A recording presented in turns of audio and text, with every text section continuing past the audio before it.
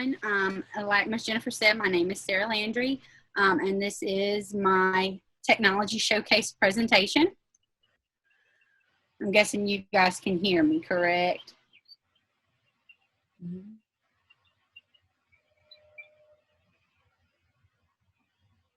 All right, and I wanted to start off by reading this quote with you guys. Technology cannot replace great teachers, but technology in the hands of great teachers can be transformational. I feel like this quote is kind of aiming what we're trying to achieve in this program, and I hope you guys get a sense of that throughout this presentation. So I wanted to start off a little bit with talking about my CLIP residency in my classroom. As Ms. Jennifer mentioned, I had the pleasure of being in Avoyelles Parish at Clocherville Elementary School for my residency. It's a very community-driven school. You just get an overall sense of love, safety, security, and there's plenty of support to go around for both the students and the faculty. We have pre-K through 6th grade at PES, and I was lucky enough this past year to be under my mentor teacher named Rebecca Clark. She's been teaching for 20 years. We were in the 6th grade mathematics classroom, and I learned so much from her. Our accommodations that we made for inclusion included extended time, read alouds, calculator usage. We did some enrichment activities, and of course, classroom management stuff. We used timers and things like that. So as far as preparation for the activity that I planned for our classroom, I was going to use a technology application called JimKid, and we'll get into a little more about what that's all about a little bit further on. But JimKid basically is an application that you're combining that gaming element that students love with the assessment or formative assessment, and of course the engagement. I mean, that gaming element just draws them in from the get-go. So as far as preparation goes, of course, once everybody's already tested your technology, with this application, you can use either the Chromebooks, the Kindle Fire tablets, or the Raspberry Pi computer stations, as long as you've had them set up. As long as you have access to an internet source, you can access this JimKid application. Next step, you have to create a kit, which is essentially a question bank in the actual JimKid application to be able to test and quiz the students' skills on whatever topic you choose. For this particular slideshow presentation, I chose to look at a module review of geometry skills. That's what we were doing right before we left school after all this pandemic stuff. But we were talking about geometry skills and stuff. So some of that we would have was in the actual JimKid game. I looked at doing a module review. We would have done the whole module, topics A through D. We would have talked about area, volume, surface area. We covered different shapes, quadrilaterals, prisms, pyramids. We touched a little bit on doing those in the coordinate plane. And of course, we talked about nets, which is, two-dimensional and three-dimensional figures. And we would have done a review of all those kind of skills in this particular JimKid. And you don't have to do a module review. You could have done it on one lesson. You could do it on the week's lessons. You could do it, a mid-module review. It can be done LEAP review. It can be done many different ways, used for many different purposes. So connections, learning objectives, and assessment. Of course, the prior knowledge the students are going to need, especially if we're doing a whole module, the students are going to need to know everything that we've taught thus far to be able to answer these questions correctly. They're going to have to recall information back from 4th and 5th grade where they learned about arrays and recall how to compose and decompose figures, which actually they did some all the way back into 1st grade. So with this module and stuff, they're going to determine if nets can or cannot make solid figures just by looking at the images. They're going to have to solve problems with the formula, volume, surface area. And of course, the assessment aspect comes through the actual gaming activity of JimKid and of course the questioning that comes with it. So my evidence of success for this actual application is, the students are going to be able to determine once they read a real context, if they're going to be able to determine whether they're solving for surface area, volume, perimeter, things like that in two-dimensional, three-dimensional figures. And of course, that they can actually apply those formulas accurately in real life context, and they need to know the vocabulary and everything that goes along with it. So let's get into what JimKid actually is. I know several of you probably even hadn't actually heard of it, and I didn't hear about it until a few months back. But so what is JimKid actually? It is basically a classroom game show for teachers and students. It's a game-based application that requires knowledge, collaboration, and strategy to win. And so what is its purpose? I mean, your purpose is to assess student learning while having fun. And like Lewis had said before, Kahoot gave you that gaming element, and that's the same thing JimKid does too. It gives you that gaming element, which I was in 6th grade, and then they would have eaten this, and I got to actually do this application in the classroom. So how do you win? So once again, you have questions that you're going to answer. You make money by answering those questions. So you're going to have to spend your money to make money. And then there's some strategy built in with the game. You get to purchase various power-ups and things like that. And along, you actually have to think and take your time. And it's not about being the fastest. It's about being building that strategy and figuring out your gameplay. So again, the technology aspect, you can be used on any device as long as you have an internet access point. And if you allow students to use the cell phones in the classroom, we didn't, but if you allow that, they can even do it on their cell phones. So I know several of you have heard of Kahoot. So Kahoot, how it's comparable to Kahoot, JimKid, you don't have to be the quickest to win. So that's more beneficial for students who are slow readers. They can take their time to read the question and just answer it when they feel comfortable doing that. There's less chance of cheating because the questions are all asked in different orders. They're not asked in the same order.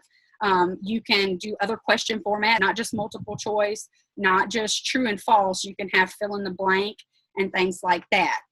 So I just wanted to show you a quick little video of some kids actually playing the game within the classroom.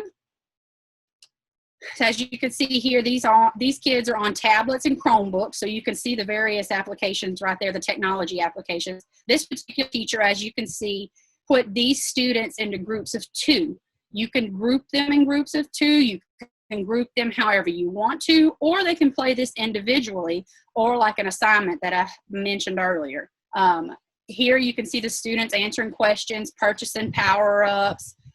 You earn money every time. As you see, they got money. Now you can see somebody purchased a power-up and they froze their gameplay. You can see his disappointed face, but they froze his gameplay for a little while, so that kind of limits what they can do.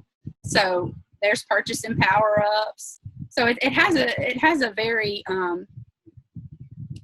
engaging format and things like that. So some of the things I want to talk about to achieve success with this actual application within the classroom. Of course, first off, you have to create that kit. That is that question bank that I mentioned earlier. And I've got a couple pictures to kind of show you an example of what those would look like. Here's where I created a kit. It's the Module 5 review.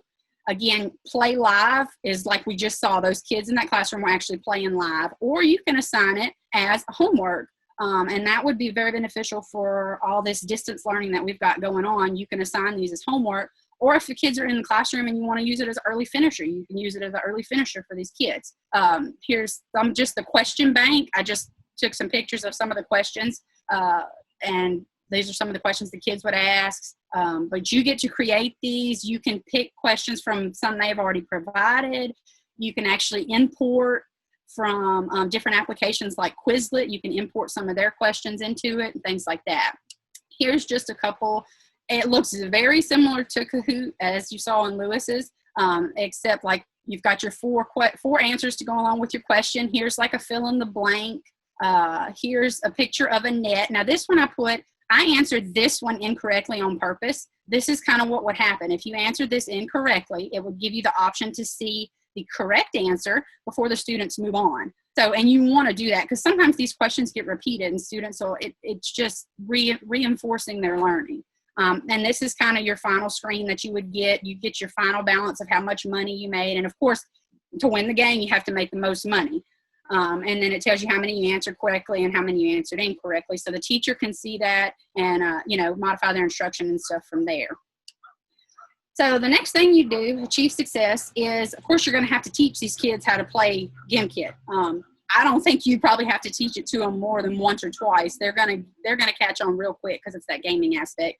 So I'm going to show you this quick little tutorial. of this is a teacher just kind of running through the actual application, and it's something like this is what you would show to your children. Okay, so let's get to how the game is actually played. If you've ever played Kahoot with your kids, it's very similar. But instead of having the questions up front on the board, each student has the questions as well as the 4 possible answers on their own iPad. Therefore, they can move as fast or as slow as they are comfortable with. In the right-hand corner, you'll see how much money each student has accumulated. If a student gets an answer correct, they'll see how much money they earned, as well as have the option to either shop for more upgrades or continue on to more questions. Now, you actually can't buy any upgrades until you have at least $10. Once a player has at least $10, they can shop for upgrades such as money per question, streak bonus, multiplier, or insurance. Now, if a player gets the question incorrect, they'll see how much money they lost, as well as have the option to continue on to more questions or see the correct answer. Now, there are some special upgrades called power-ups. My students love power-ups because they offer so much more strategy as well as competition against other players or teams. The power-ups range to choosing new music for the game, 20,000 per question, to freezing other players' iPads so that they cannot play for 15 seconds. You can expect a lot of groaning when somebody gets iced. On your projector or smartboard, you'll see the standings of each player and how much money they have, as well as how much time is left and how much money the class has accumulated total. At the end of the game, the standings will be posted. First, second, and third will get gold, silver, and bronze, and then you'll see the rankings from first to last place. Okay, so let's get So that was just kind of a quick run through, a tutorial of kind of what you can show the kids so that way they can get a basic understanding of how the game works. But as you can see, there's strategy built into it. It's not just who's the fastest to answer all the questions. You got to pay attention to what you're doing and work with that strategy. Another factor to achieve success is, of course, your lesson instruction leading up to gameplay. Especially if we're doing a module review, what you've covered so far, the students are going to have to know and be able to answer and things like that. If they're lost and clueless, then you just need to start all over and don't even attempt the game yet. But another thing to achieve success, classroom management, technology stations. Of course, you've got to test your technology. You have to have these stations set up. Students need to know the procedures for treating them with respect. Classroom management, timers. JimKid actually has a timer. Most of the games are only 10 minutes long, so there's actually a timer built into it. And you don't see who does things like they ice you.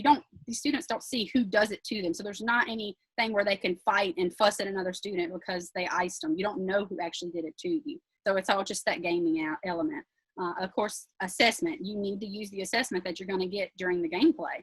And that will allow you to modify your instruction and reteach as needed. Hopefully you won't need to reteach, but if you do, you'll be able to see that throughout your game, your assessment through your game.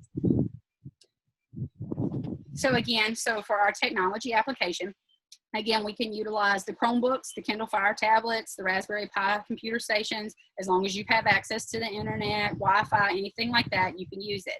So some possibilities for technology use through JimKid. You can host a live game, which is kind of what you saw a little bit of, them just doing a live game in the classroom. Once again, you can create assignments. You can create assignments for distant learning, so students can do it at home, or you can create assignments for students to do in the classroom as early finishers, enrichment activities, and things like that.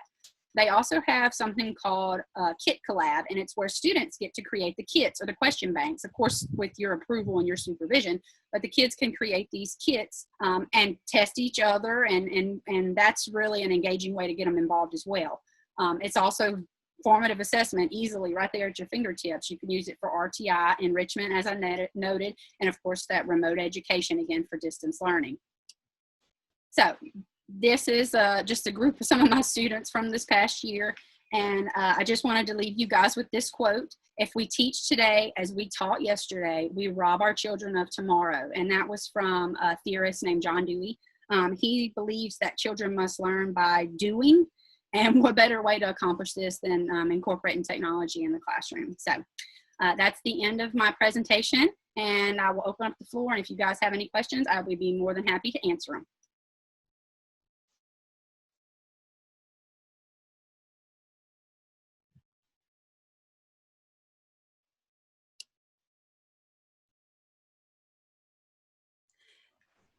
Thank you, Sarah.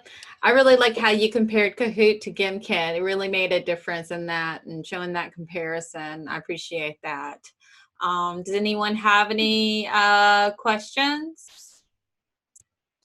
Sarah, I'm like Miss Jennifer, I like the fact that with the game comes other skills, money, which is definitely a life skill.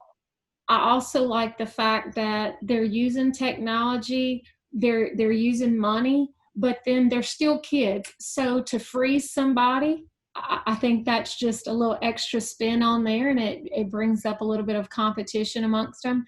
It's really neat. I like the fact I that agree. 4 or 5 skills going on at one time, and I wouldn't want to be frozen. Why are you freezing me? You know, I mean, I think I'd be more to be prepared when the game starts.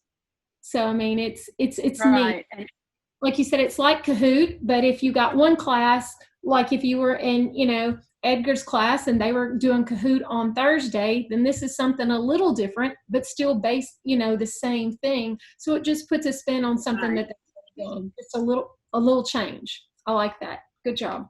right. They said it was Kahoot on steroids. I don't know if I mentioned that, but that's what I read somewhere. It kind of stuck with me. Kahoot on steroids. I'm with Jody. I mean, the freezing thing, I think that my students will love it too. I think that the freezing and the money, and maybe if you can, you know, and we're really big in bonus points, you know, maybe you reach some type of level, you get some number of bonus points for the classroom or something like that. That will absolutely, my students will absolutely love that. So awesome job and great use of the technology. Thank you. Thank you.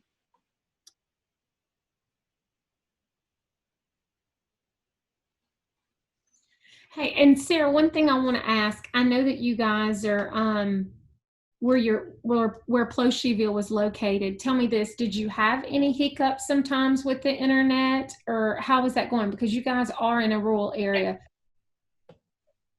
I didn't really get to test this actual application in the classroom, but I mean, as far as us connecting our Chromebooks and stuff, we hadn't had any issues throughout the year. It had been all right.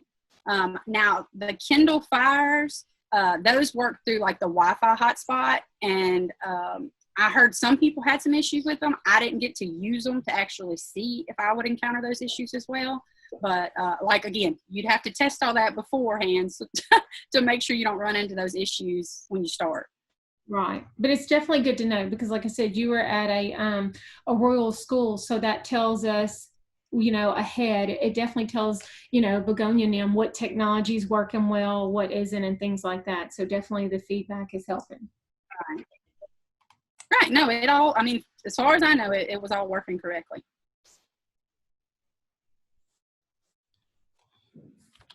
All right.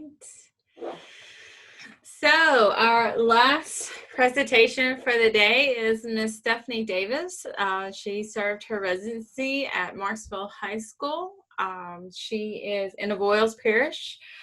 Miss Dolly Russo was her mentor teacher, and she is pursuing her certification in science. So Stephanie, whenever you're ready, you have the floor.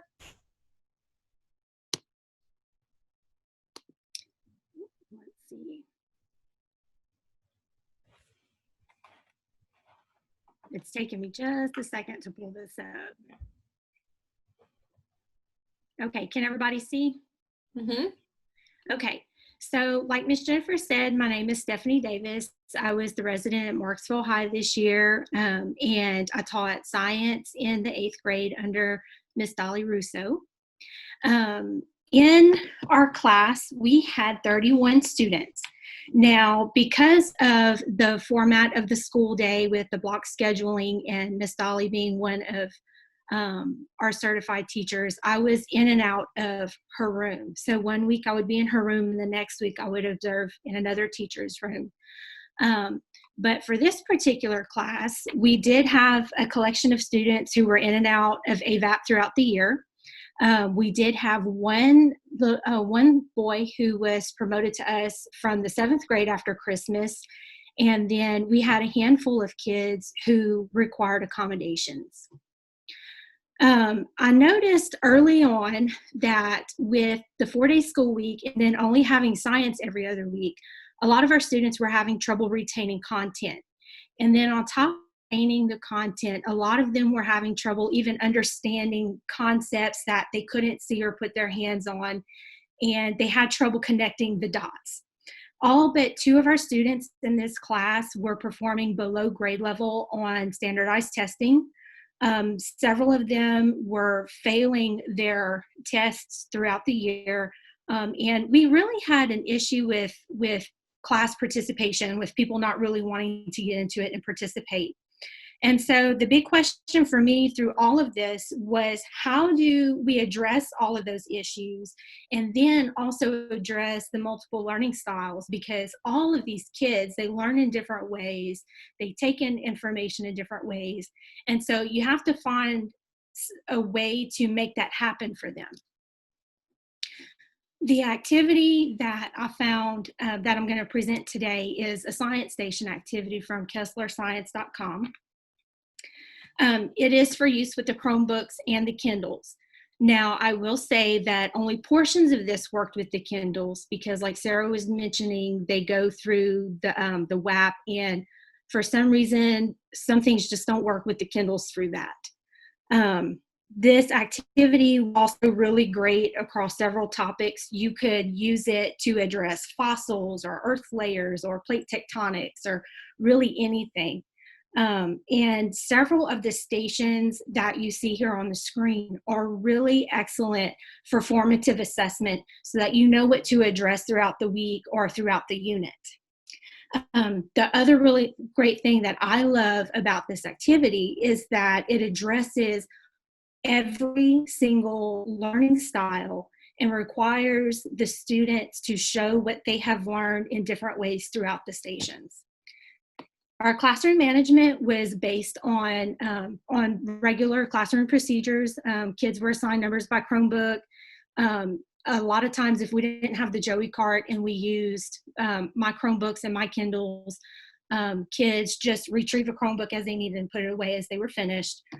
We did ring the bell and raise the hand for attention. And of course, all of our students sat in pairs every day throughout the year. So for our science stations, they just worked with their partner. Our setup, our stations were placed around the room. As you can see in the picture, I hung them up on the wall with plenty of space in between to help mitigate traffic issues and behavior problems. Every station has a set of task cards that goes with it. I would actually print, if you look in the blue and yellow folders, those are the task cards, and I would print several per station to avoid anybody running out of things to do and having to wait on another group to finish before they could proceed. Right here, this is an example of what the task card would look like for basically every station. On the left, you have the directions, and then on the right, as you can see, you have something that you do. If you look here, let's see, right here for the watch it number 1, it gives you the thing that you're supposed to do, and then the next 3 squares are your questions that you answer, a way that you show your knowledge. This is an example of the student packet that goes along with our science stations activity. I'm sorry, excuse me. It's 2 pages front and back. And the really helpful thing about this is that we have all of the bold headings for each section. These stations are not specifically designed to go in any particular order, except for the organize it section and the assess it section. I let the kids choose what else they want to do first. Organize and assess are very last, and as we move through the stations, you'll see why. For lesson prep, just like everybody else before me has said, we have to check and make sure that every link is current. You have to make sure that you are replacing your bit.lys, because our bit.lys are, we cannot access those links with our school internet. You have to go through a full link. Let's see, and we also want to check and make sure that, especially for your watch it stations, that if you have a video that comes with that, you have to check the content to make sure, number 1, that it's appropriate for your students, and then number 2, to make sure that the content is actually correct. Just because it's on YouTube doesn't mean it's right. Our first station here is the Read It station. And as you can see, this is an example of what the reading selection would look like. It's not anything that's too long, but if you look closely, you can see some of these bold letter words. And for our plate tectonics unit, this reading selection really introduced some new vocabulary. That's the word I was looking for. And on top of the vocabulary, it kind of provided some background knowledge for the concepts. And so we have, with plate boundaries, you have different kinds of boundaries. You got divergent that move apart, convergent that come together, transform that slide and create earthquakes. And so the Read It section kind of provides some of that background knowledge for the kids. The Watch It, students are sent to a video via a link that takes them to YouTube. And if you do the reading section and then you do the Watch It really reinforces everything that they got in the Read It, but presents it in a different format. While we were talking about learning styles, some kids take it in really well while they're reading, and then the video can reinforce, but other kids don't read so well, or they have trouble with comprehension and things like that. And so seeing a video where they can hear and they can watch and look at the different illustrations can really help them to start putting together the different ideas. Oh, well, converge means to come together, or diverge means to move apart. And right here, I included a little clip because I really wanted to just make sure that I drove home the point that these videos are not filler material. They are actually really good quality things that explain. So I'll play just the idea that our planet's continents drift around the globe, periodically glomming together and breaking apart, is at least 200 years old. But most geologists didn't believe it until the 1960s, when mounting evidence made it clear that the Earth's crust is broken up into fragments, and that those fragments, called tectonic plates, are moving. And these days we directly track that motion, with millimeter precision, from space. The common simplified explanation for why tectonic plates are moving is that they're carried along on currents in the upper mantle, the slowly flowing layer of rock just below Earth's crust. Converging currents drive plates into each other, diverging currents pull them apart. This is mostly true. Hot mantle rock rises from the core and moves along under the crust until it grows cool and heavy and sinks back down again. But the plates aren't just passively riding these currents around like a bunch of suitcases at the baggage claim. They can't be, because some of the plates are moving faster than the currents underneath them. For example, the Nazca Plate, a chunk of ocean crust off the west coast of South America, is cruising eastward at about 10 centimeters per year, while the mantle underneath it oozes along at just 5. Neither tectonic plates nor luggage can move faster than the belts they're riding on unless something else is helping to push or pull them along. And some of Earth's plates, it turns out, So that's just a quick little taste of some of the stuff that's presented in this.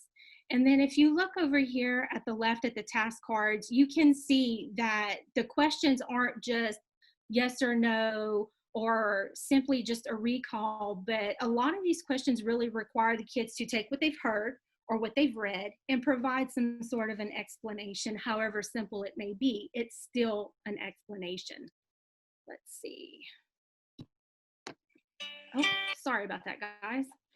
Okay, so for our Explore It station, the kids use items that they see every day to really demonstrate the concepts that they're learning about. So with plate tectonics, obviously you have a lot of movement in the Earth's crust and all of those things. And I provided a set of dish towels. If you look up here at number 1, the kids get the opportunity to use a physical object and to manipulate that object in order to mimic the movement of the plates. And so as you push the 2 towels together and they start to come up in the middle, eventually they start to fold over, and it mimics the creation of folded mountains. And so the kids really get that visual representation of a crustal feature that forms as a result of a converging boundary. If you look over here at number 6, it's the same thing, but using a paper plate. And instead of coming together, they're sliding the plates along to mimic the movement of a transform boundary, which causes earthquakes. And then down here at number 8, they actually use 2 different color socks, and they place 1 sock on each arm, and then they mimic the movement of a subduction zone. And so that way they're touching, they're moving, they're seeing, they're talking with their partner about this as they're moving along, and they really get a good visual representation while they're touching and talking about these things. It really helps them to connect the concepts of boundaries to actual, oh, I'm sorry, whoops, wrong card. But it really helps them to connect the concepts and to really connect the dots. For research it, the students use this interactive website here. And again, this is another thing that helps them to kind of put the dots together and see that, oh, this is a real thing. This interactive website shows them the plates and the boundaries, and you can see where it clicks. You toggle through the screens, and those are the plates. You click on plate boundaries, and there are the different types of boundaries. I keep losing my mouse.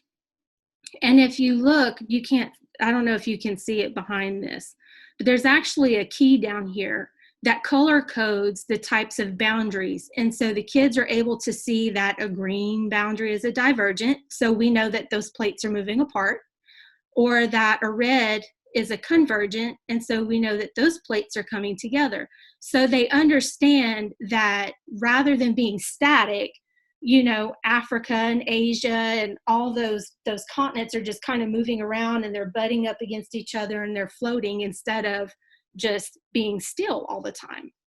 And then if you come over here, again, it requires them to take what they see and use it right away.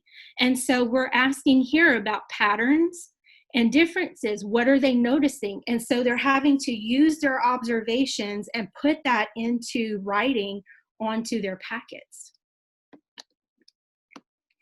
For Illustrated is one of the stations that I really liked for formative assessment, simply because it was really easy to walk by the student's desk and look at their paper and say, okay, I know that you know that converging means coming together. I know that you know that diverging means pulling apart. And the fun thing about it for the kids is that you can have something simple like this where the kid just draws the arrows, or you can get the student that really loves to draw and they draw the continents and the maps with all the arrows and people, you know, being squished between the plates, and you just get all kinds of like crazy things with that. And I really wish I had one of those to put on here, but unfortunately I did not have it with me. But it's really interesting to see what they come up with. And yet again, we're hitting another learner style where they are able to demonstrate their knowledge in another way. For the Write It station, this station, although they've written before in some of their other ones, this one in particular asks for more complex explanations, which also provides great formative assessment material.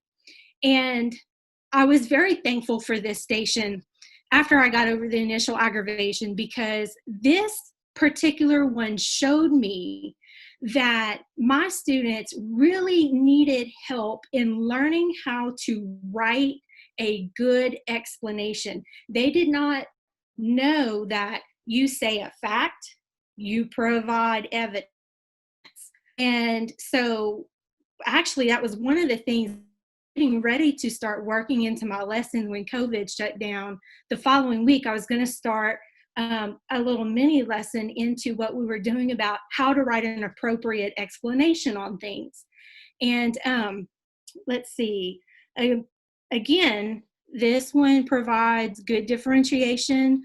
You get lots of different explanations, lots of different answers, and it is a really good formative assessment, because through this, you know that the kid either knows or doesn't know, or has a misunderstanding, or has a knowledge gap, or really needs help with one particular thing or two particular things.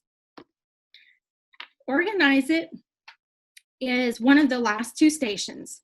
This one and the next one are the ones that I always prefer the kids to do last, because they have to take all of that information, synthesize it, and then apply it. For this particular station, what the kids do is they have a diagram, they use their labels, and then they label the diagram. This is another one of those automatic formative, I know if you know it or not right away.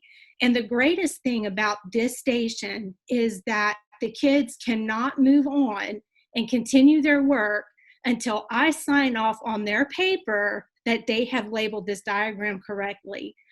And it opened up lots of different things that I did not ever expect it to do. The kids were so much more willing to struggle with this because to them it was like a puzzle. And they wanted to be right. They wanted to be able to say, come here, come here, come here, look at my paper. They loved showing me everything that they were doing.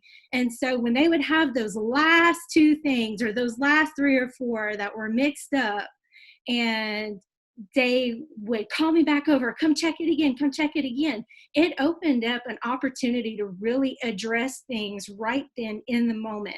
Okay, but we understand that subduction means that it's being pulled under.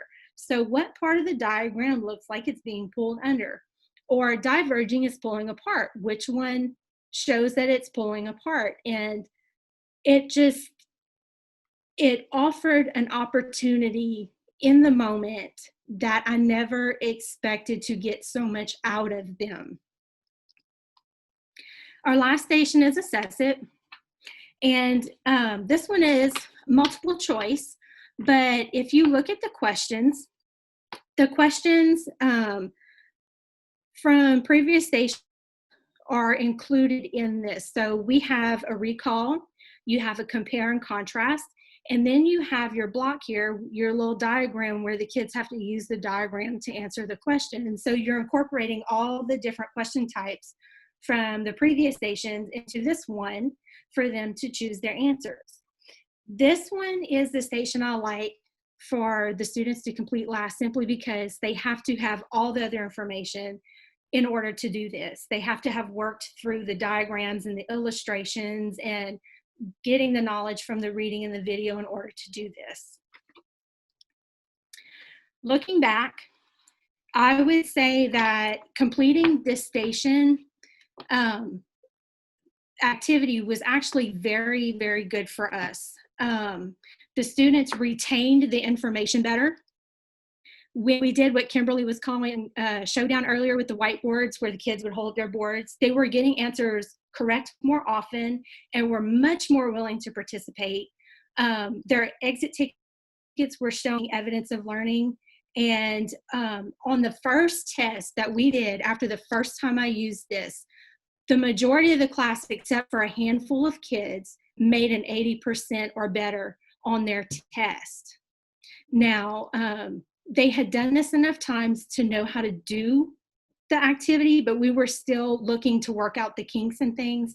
But overall, I really like this activity for us. It worked well for us, and I would do it again. And that is it.